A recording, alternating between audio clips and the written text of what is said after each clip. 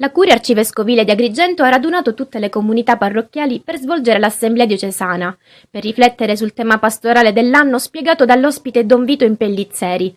Amare la comunità. Chiesa non è solo luogo di ascolto del Vangelo, ma anche ascolto della vita.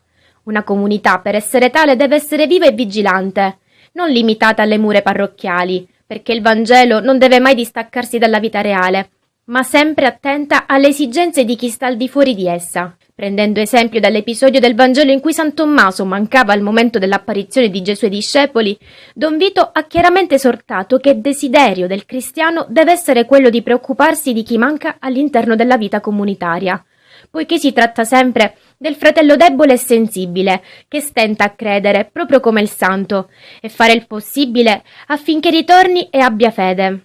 Stare insieme, cercarsi, condividere la fede è la chiave per formare una buona comunità, che si aggrega volentieri ai gruppi di altre parrocchie per scambiare reciprocamente insegnamenti sulle proprie esperienze di vita cristiana. Infatti lo stesso Gesù ha chiamato e chiama tuttora noi a seguirlo e a pascolare il suo gregge, non perché non possa fare nulla da solo, ma perché vuole che il popolo di Dio viva la cristianità in compagnia. Sono state tutte parole che hanno catturato l'attenzione dei numerosi fedeli presenti, rimasti affascinati dalla spiegazione di questo tema, la cui teoria sembra semplice ma la sua messa in pratica un po' meno. Terminata l'assemblea, è stata celebrata la Santa Messa in presenza di tutti i pastori della diocesi agrigentina, presieduta dal cardinale Francesco Montenegro.